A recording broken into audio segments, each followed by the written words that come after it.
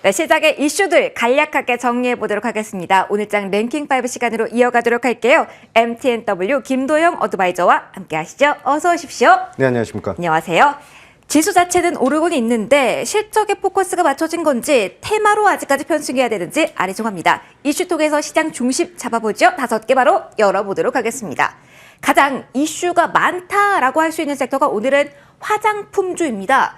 실적 이슈에 좀 출렁거림 있고요. 뭐 조금 더 알아봐야겠지만 횡령 이슈도 있어서요. 접근이 좀 조심스럽습니다. 일단 좀 넓게 볼게요. 코스맥스의 실적 쇼크, 더 화장품 주기 때문에 더 민감하게 반응하는 것 같습니다. 지금 자리 보유자분들은 이러지도 저러지도 이 못하는 상황 속에서 손만 정말 마음 졸이면서 지금 만지작 하고 계실 것 같거든요. 일단 여기에 질문 드릴게요. 실적 쇼크로 흘러내리는 화장품주 보유하고 계시다면 오늘 오후장 전략 어떻게 가져가면 좋을까요? 사실 지금 리오프닝 관련된 섹터로 분류가 되면서 화장품주에 대한 트레이딩 관점으로 편입을 하신 분들이 상당히 많으실 거예요. 네. 지금 실적 발표를 하면서 사실 중국 시장에 대한 개방이 계속해서 1분기, 지금 2분기까지 셧다운이 지속적으로 연출되면서 리스크적인 측면을 어필을 하고 있었습니다. 손절에 대한 부분은 사실 지금 조금 늦은 감이 있고요. 네. 이제 하반기로 가면 갈수록 실적 개선은 기대할 수 있을 것이다 라고 보고 있는데, 지금 원자재 가격에 대한 성장 상승, 그리고 인건비에 대한 상승이 나타나면서 코스맥스를 필두로 해서 화장품 주들에 대한 실적 쇼크가 연이어서 나타날 수밖에 없는 타이밍이지 않을까 보고 있는데, 국내에서는 마스크 오프가 진행이 됐고요. 향후에 이제 중국 시장에서도 상해 시장 오픈과 더불어서 리오프닝에 대한 것이 진행이 된다면 단기적인 반등을 기대할 수 있다. 추가적으로 중국 시장에 대한 방향성이 열린다라고 했을 때 이제 하반기 실적 개선에 대한 부분은 이제 정상 궤도를 기대할 수 있는 상황까지 나타날 것이다라고 판단하고 있습니다. 그러면 트레이딩 관점에서 접근을 하셨는데 지금 보유 중이시고 손절을 놓치셨다고 하면은 단기적인 반등을 조금은 기다리면서 지금은 버텨야 되는 구간이라는 정리일까요? 지금은 화장품 주들을 트레이딩 관점으로 들어가셨다라고 한다면 비중을 많이 실지는 않으셨을 거예요. 비중이 많으신 분들께서는 이제 눈물의 손절을 어쩔 수 없이 진행을 하셔야 되겠지만, 비중이 많지 않다라고 했을 때는 지금보다는 머리 드는 시점에서 추가 매수에 대한 전략을 추구하시면서 평균 단가를 낮추는 전략 사용을 하셔야 되는 섹터다라고 말씀드리겠습니다. 좀 전략적으로 접근을 해야 되는 섹터인 것 같습니다. 그러면 중국 향이 아니라 미국 향 매출이 높은 화장품주는 지금 구간에도 괜찮을까요? 왜냐하면 오늘 짝에서 좀 눈에 띄는 게 화장품주가 이렇게나 많이 떨어지는데 미국 향 모멘텀을 가지고 있는 아우딘 퓨처스 이 종목의 급등세가 상한가 풀리긴 했지만 좀 놀랍더라고요. 화장품주 전반에 대해서 약간은 관망해야 되는 시기입니까? 아니면 중국 매출이 높지 않은 쪽은 아직도 접근이 괜찮은 지금 자리일까요? 예전 랭킹5에서 말씀드렸던 JS 코퍼레이션 기억하세요? 기억하죠? 네. 가방이요? 가방 관련된 종목이랑 같이 보시면 되실 것 같아요. 중국향 매출이 막혀져 있는 상황에서 어떤 실적에 대한 개선을 기대할 수는 없습니다. 근데 JS 코퍼레이션 과거에 말씀드렸던 종목처럼 미국향 매출은 리오프닝이 국내보다 더 빠르게 진행이 되고 훨씬 더 편안한 생활을 하고 있는 그런 국가이기도 하죠. 인구수 그리고 소비에 대한 것들이 굉장히 팽배하게 확장이 되고 있는 그런 시장이다라고 했을 때, 지금 현재 시점에서에 대한 미국향 매출을 가지고 있는 기업들에 대한 포커스는 굉장히 유의미하다라고 보시면 되실 것 같고요. 환율에 대한 부분까지 감안한다면 지금 매력도는 조금 커질 수 있다 라고 볼 수 있습니다.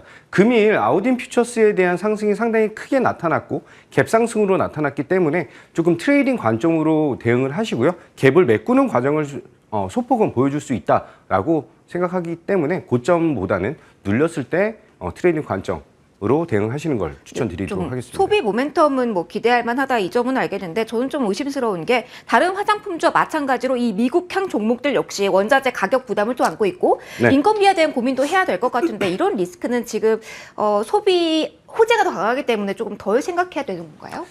지금 악재가 나오면 나올수록 계속해서 시장에서 눌림을 주고 있는 그런 상황이에요. 한마디로 악재에는 민감하고 호재에는 둔감한 모습을 보여주고 있는데, 오늘 요즘 저번 주 부터 시장에 대한 흐름이 조금 변화를 보여주면서 바이든 대통령의 내방 같은 것들도 이슈화될 수가 있죠. 따라서 호재에 대해서 점점 민감하게 반응해 나가는 그런 시장이 실현될 것이기 때문에 실적이라고 하는 가장 좋은 재료는 언제든지 시장에 대해서 그리고 종목에 대한 상승력을 강하게 표출해 줄 것이다라고 생각하고 있습니다. 알겠습니다. 화장품주 저희가 정리해봤고요. 실적 키워드 끌고 가서 두 번째 이슈로 가도록 하겠습니다. 역시 원가에 대한 이야기도 해야 될 것 같기는 한데 일단 크게 음식료 섹터 조명을 해보도록 하겠습니다. 오늘 농심을 필두로 해서 좀 많이 내리고 있습니다. 네. 2분기 가면 더 부담스러워질 것이다 라는 평가와 함께 여러 가지 부정적인 평가들이 잇따르고 있거든요. 근데 좀 저는 이게 궁금하더라고요. 화장품주와 좀 시선 자체는 다르지 않습니까? 네. 일단은 뭐 비료, 에그플레이션, 뭐 상승세와 더불어서 더 갈 수 있다는 관점도 있고요.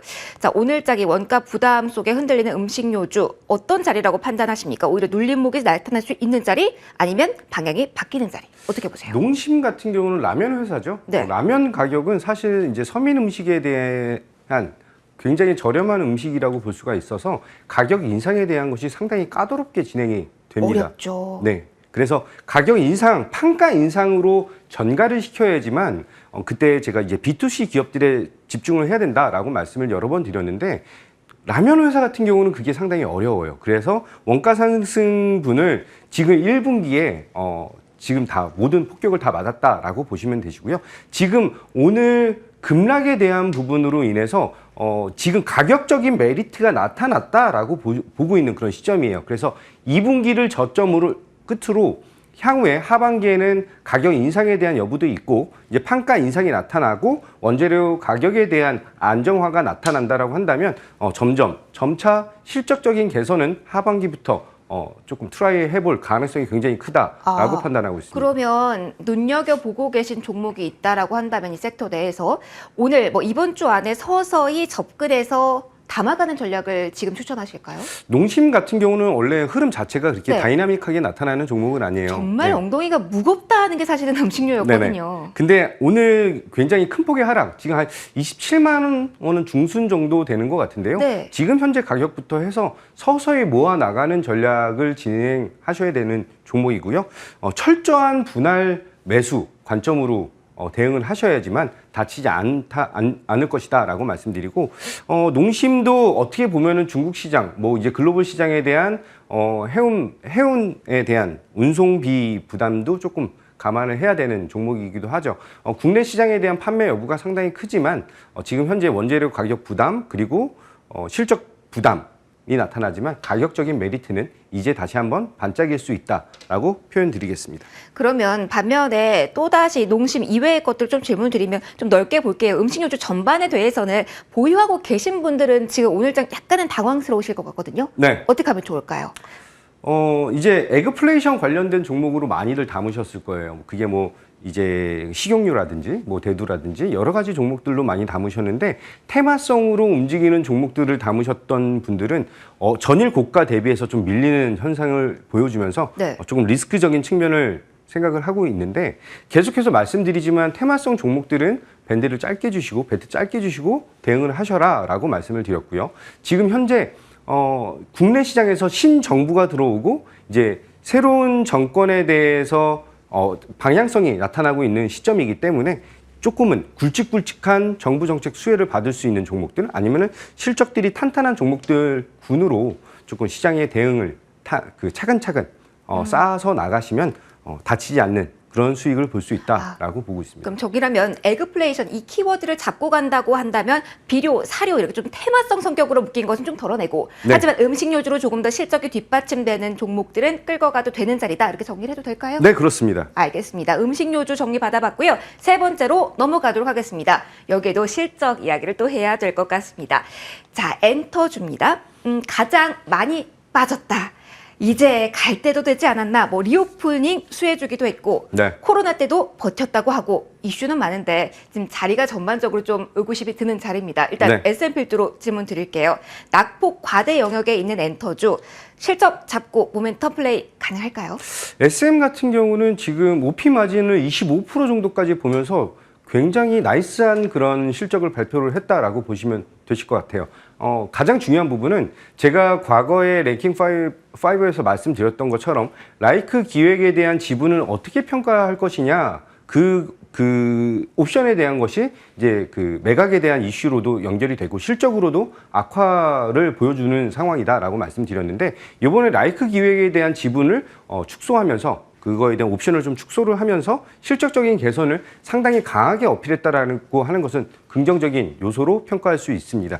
추가적으로 하반기부터 해서 이제 추가적인 공연, 음반 기획이라든지 이런 발표들이 연이어서 나올 것이고, 가장 중요한 거는 엔터주들에서 포커스는 사실 굿즈 판매예요. 그래서 하반기부터 이게 콘서트가 네. 진행됨에 따라서 굿즈 판매까지 진행이 된다면 실적 개선에 대한 속도는 훨씬 더 가파르게 진행될 가능성이 크다라고 생각하고 있습니다.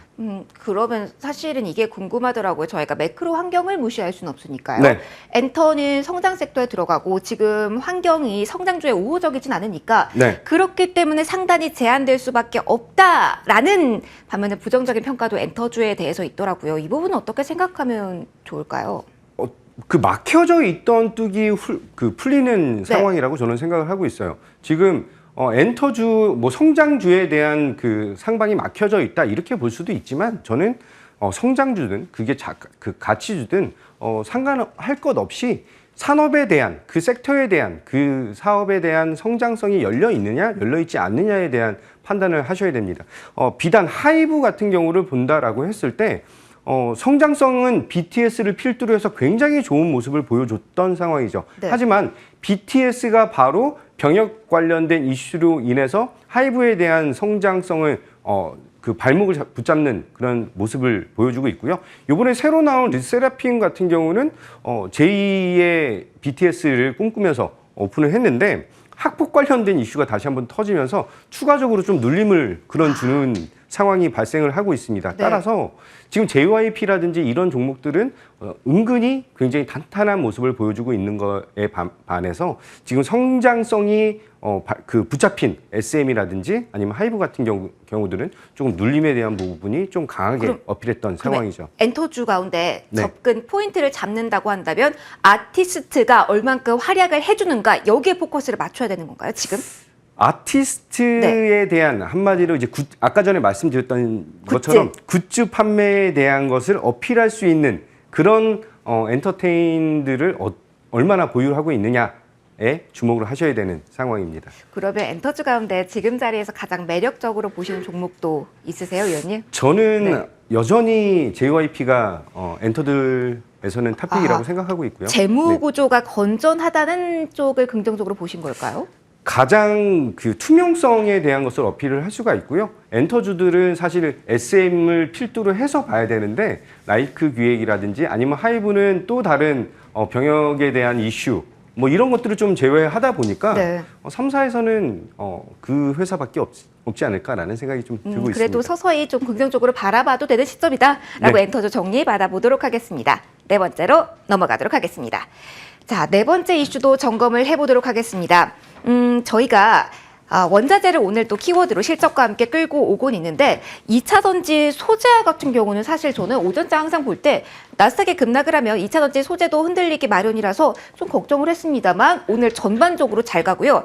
이게 반도체랑 2차 전지 소재, 가스 쪽이 연관된 쪽이랄까요? 후성, 솔브레인 쪽이 정말 잘 가고 있거든요. 네네. 오늘장에 특징적으로 두드러진 2차 전지 소재주에 대한 판단부터 들어볼게요. 이쪽에 매기가 쏠리는 이유가 오늘장 특별히 있을까요? 그냥 첫 번째로 실적에 대한 발표가 있었는데 생각 외로 서프라이즈를 기록을 했는데, 그 향후에 대한 성장 속도를 더욱더 가파르게 낼 것이다라고 하는 기대감을 시장에서 보여주고 있는 그런 시점이죠.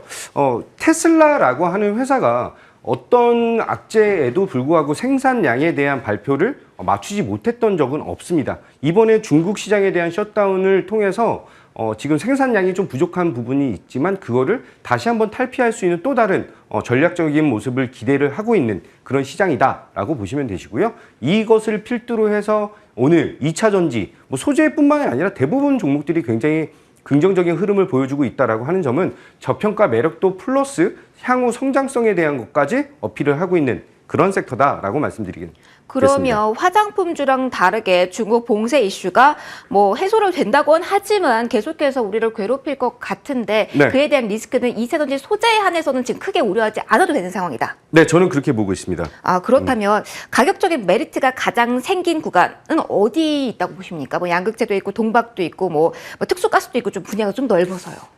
저는 굉장히 좋아하는 종목이 이제 동박 부분이라서요. 아, 네. 왜 가장 매력을 느끼시나요? 역시 진입 장벽이 상당히 높은 그런 기술이에요. 그래서 동박 쪽이요? 네, 그래서 고려 아연 같은 경우도 동박에 대한 사업을 진행하기까지 3년 반 정도의 시간이 걸렸던 그런 기술력, 그 진입 장벽을 갖고 있는 회사죠. 기술력이죠. 그래서 동박 사업에 대해서 지금은 공급 과잉이지만 2024년 정도만 되면은 이제 공급 부족 현상이 굉장히 크게 나타날 수밖에 없다라고 하는 것. 전반적인 성장에 대한 진입 장벽이 높기 때문에 거의 독점에 대한 그 과점률에 대한 것들을 감안한다면 실적적으로는 굉장히 탄탄한 모습을 기대할 수 있다라고 보고 있습니다. 중국 봉쇄 리스크 크지 않다라고 말씀해 주셨는데 원자재 가격 상승도 판가로 전가하는 구간이라고 봐도 될죠. 이에 대한 부담감도 한번 있어서 출렁했던 적이 있어서 이제 네네. 리스크를 좀 대비를 하고 싶습니다. 전체적으로 네. 원자재 가격에 대한 단기 급등은 전체 시장에 굉장히 큰 영향을 미쳤던 상황이죠. 오죽하면은 TSMC랑 삼성전자까지도 가격 인상에 대한 어필을 하고 있는데 지금 특히 2차 전지는 희귀금속에 대한 것 그리고 구리, 알루미늄 여러 가지 금속들이 굉장히 많이 들어가고 있는 그런 섹터이기도 하죠. 원자재 가격에 대한 상승은 지금 구리나 알루미늄 가격에 대한 그 흐름을 본다면 어느 정도 안정화가 잡혀져 가고 있는 시점이기 때문에 이번 2분기를 끝으로 해서 하반기부터는 조금 안정화를 기대할 수 있다라고 보고 있습니다. 관련된 질문 짧게만 하나 드릴게요. 네. 그렇다면 지금 구간이 원자재 가격과 연동해서 움직이게 된 구리, 알루미늄 덜어내고 소재주로 이동해야 되는 그 시점에 우리 와 있습니까?